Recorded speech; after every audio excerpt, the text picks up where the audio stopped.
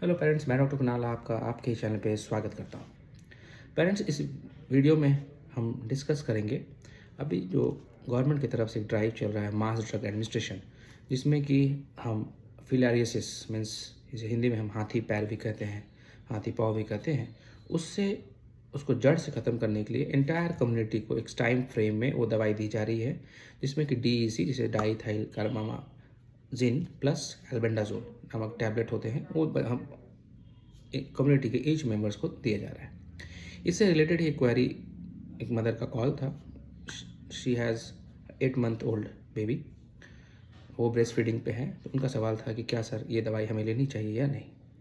So parents first समझते हैं कि ये दवाई क्यों दी जा रही है, किन व्यक्तियों को ये दवाई नहीं लेनी चाहिए और ऐसे कॉमन साइड इफ़ेक्ट क्या हो सकता है नहीं।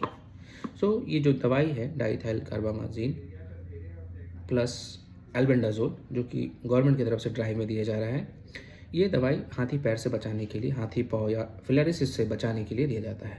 ये जो बीमारी होती है फिलारिसिस, ये मच्छर के काटने से फैलता है।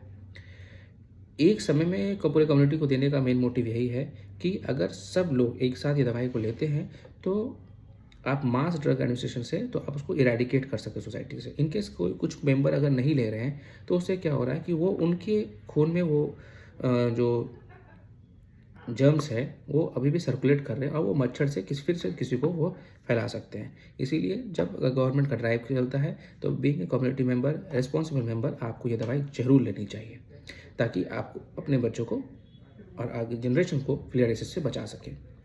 तो जो मदर का जो सवाल था कि क्या सर वो ब्रेस्ट फीडिंग है, क्या वो दवाई ले सकती है नहीं, तो उनका आंसर है यस। मदर अगर ब्रेस्ट फीडिंग है तो वो दवाई ले सकती है, क्योंकि इसमें ये जो दवाई जो सेवन करती है उसका बहुत ही कम परसेंटेज, बहुत ही माइन्यूट परसेंट ब्रेस्ट मिल्क के थ्रू पास ऑफ होता है and that is harmless to the kid. बच्चों को हार्म नहीं करता है वो मात्रा। तो ब्रेस्ट फीडिंग मदर में, लैक्टेटिंग मदर्स में ये कम्प्लीटली सेफ है, इसमें आपको वरीसम नहीं करना है। किनको ये दवाइयाँ नहीं लेनी है, उसमें 2 दिन ही क्राइटेरिया। फर्स्ट, अगर प्रेग्नेंट लेडी है तो उनको दवाई नहीं लेना है। अगर बच्चे को उम्र 2 साल से कम है तो उन्हें ये दवाई नहीं लेनी है। अगर कोई बहुत ही बीमार है, सिक है या उन्हें उस दवाई से एलर्जी है तो उन्हें ये दवाई का सेवन नहीं करना है।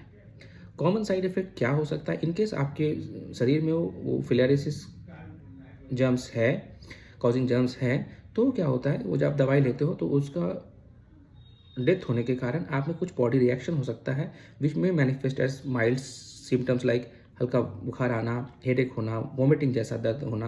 अगर ऐसा हल्का हो सकता है, अगर ऐसा हल्का है, ज़्यादा बुखार है, हल्का सर दर्द है, बॉडी पेन हो रहा है, हेडेक हो रहा है, plain paracetamol you can take, keep hydrated. But in case ऐसा लग रहा है हाई ग्रेड फीवर है या वॉमिटिंग परसिस्टेंट है, बहुत ज़्यादा सीवियर पेन, क्रैम्प्स आ रहे हैं, ऐसा कुछ होता है, then do visit your nearby doctors for the further care.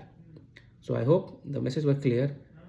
Breast feeding mothers में ये एंटीफिलारियल ड्रग्स सेफ होते हैं। They need to continue only in pregnant lady, less than 2 years kids and those who are seriously ill और have allergic to this medicine, उनको ये दवाई नहीं लेनी है।